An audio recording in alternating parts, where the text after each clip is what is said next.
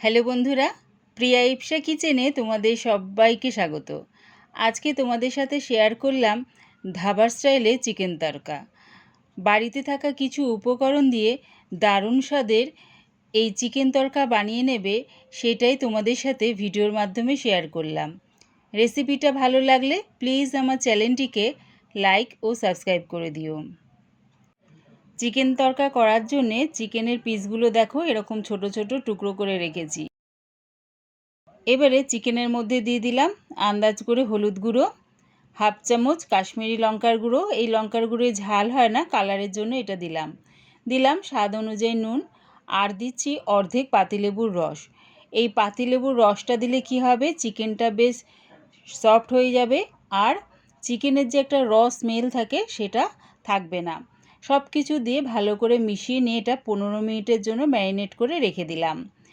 এদিকে দেখো তড়কার ডালটা আমি সারা রাত্রির ভিজিয়ে রেখেছিলাম। তোমরা যদি রাত্রে না ভেজাও তাহলে কম করে হলেও 7 থেকে 8 ঘন্টা জলের মধ্যে ভিজিয়ে রেখে দেবে।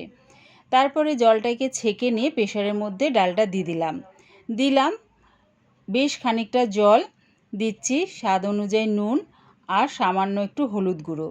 নুন আর হলুদটা ডালের সাথে ভালো করে মিশিয়ে নিয়ে গ্যাসটাকে হাই ফ্লেমে রেখে প্রেশারটা বসিয়ে দিলাম।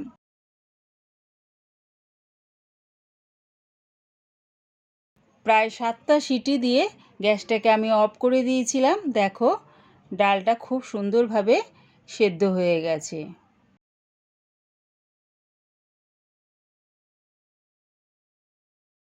গ্যাসটাকে হাই ফ্লেমে রেখে একটা কড়া বসিয়ে দিয়েছি। দিলাম এর মধ্যে বেশ খানিকটা সর্ষের তেল। তেলটাকে প্রথমে ভালো করে গরম করে নিলাম। তার মধ্যে ম্যারিনেট করা চিকেনটা দিয়ে দিলাম। চিকেনটা দিয়ে একটু বেশ ভাজা ভাজা করে নেব। প্রায় 80 ভাগের মতন চিকেনটা আমি ভেজে নেব।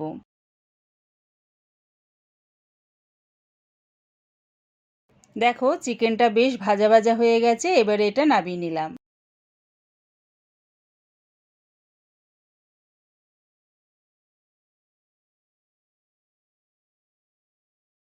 ওই তেলের মধ্যেই দিয়ে দিলাম দুটো বড় সাইজের পেঁয়াজ কুচি, আর দিচ্ছি 13-14টা রসুনের কোয়া একদম কুচি করে কেটে নিয়েছি, সেটাও দিয়ে দিলাম।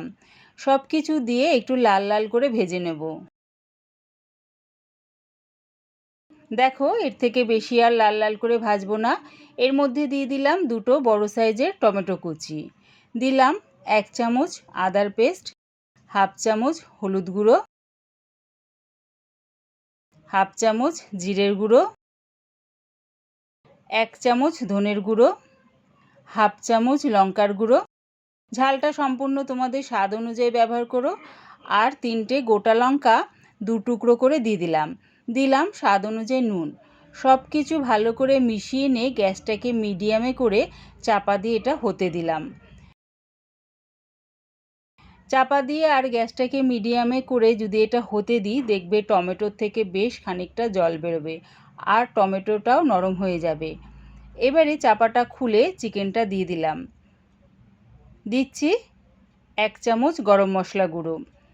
এবারে মশলার সাথে চিকেনটা ভালো করে মিশিয়ে নিয়ে গ্যাসটাকে একদম লোতে করে চাপা দিয়ে এটা হতে দেব।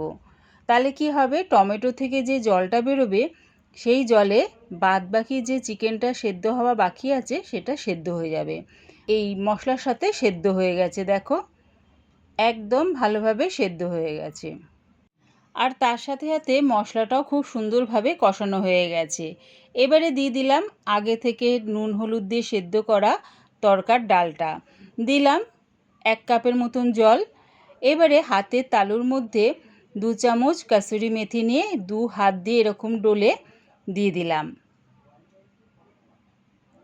তারপরে তড়কার ডালটার সাথে সব কিছু ভালো করে মিশিয়ে নিয়ে আরও 5 থেকে 7 মিনিটের জন্য ফুটিয়ে নেব।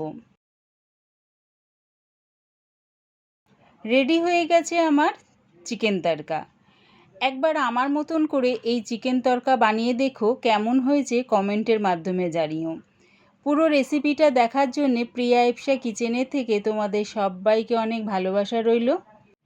পুরো রেসিপিটা দেখে ছেড়ে যাওয়ার আগে প্লিজ আমার চ্যানেলটিকে সাবস্ক্রাইব করে দিও।